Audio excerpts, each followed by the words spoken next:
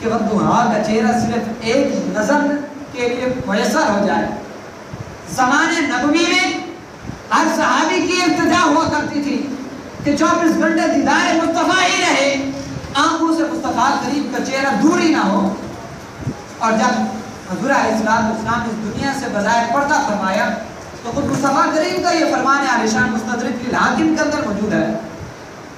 اس کا خلاصہ پیش کرنے لگا ہوں, بڑی طویل حدیث ہے. حضور نے فرمایا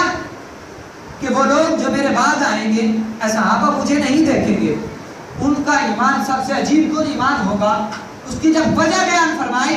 تو فرمائے اس لیے ان کا ایمان عجیب کن ہوگا, ان کے دل میں یہ تمنا ہوگی, ان کے دل میں یہ عرض ہوگی, ان کی 24 گھنٹے یہ طلب ہوگی, ان کے ذہنوں پر یہ ہر وقت خیال ہوگا کہ کبھی تو وہ وقت آئے, کبھی تو ایسے نیند یا رب سلا دے کہ ودھوہا کا چہرہ نظروں کے سامنے آ جائے, واللیل کے زلفوں کا نظارہ کر لو, کبھی تو وہ وقت آ جائے کہ آمینہ کی رات کا زیارت کر لو. 24 گھنٹے ان کی دل کی یہ طلب ہوگی, ان کی یہ آرزو ہوگی, امت مسلمہ یہ آرزو کرتی رہے گی اور قسمت والوں کو دیدار بھی ہوگا. اور ادھر غار ثور میں صدیق اکبر رضی اللہ تعالیٰ انہوں نے 3 دن مسلسل حضور علیہ السلام کے چہرے مبارک کو ٹکٹکی باندھ کر دیکھتے رہے, ٹکٹکی باندھ کر دیکھتے رہے. اور قربان جاؤں اس شام پر بھی جس نے صدیق اکبر کو ڈسا تھا. حالانکہ اگر دیکھا جائے صحابی رسول کو ڈسا تو بے ادب بنتا ہے, لیکن اگر اس کی عمر کو دیکھا جائے, اس کے ڈسنے کی وجہ کو دیکھا جائے تو پیارے مصطفیٰ کریم کے مقام اور مرتبے کا کوئی اندازہ نہیں لگا سکتا کہ وہ 600 سال پرانا صاحب جب موسیٰ علیہ السلام سے اس نے سنا تھا کہ ایک محبوب آئے گا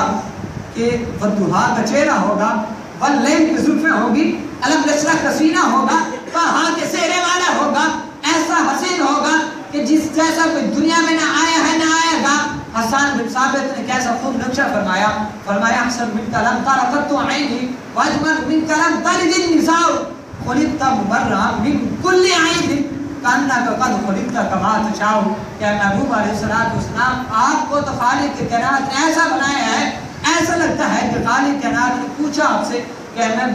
محبوب بتا تیرا نال کیسا بناؤں, اے محبوب بتا تیرے رخسار کیسے بناؤں, اے محبوب بتا تیرے کان مبارک کیسے بناؤں, اے محبوب بتا تیری پیشانی کیسی بناؤں, اے محبوب بتا تیری زلفیں کیسی بناؤں, اے محبوب بتا تیری گردن کیسی بناؤں. حضرت حسان بن ثابت فرماتے ہیں کہ ایسے لگتا ہے کہ خالق کائنات نے آپ کو ایک چیز پوچھ کر بنایا ہے. اور اس کے بعد آگے چلیں, حضرت سیدنا صدیق اکبر رضی اللہ تعالیٰ عنہ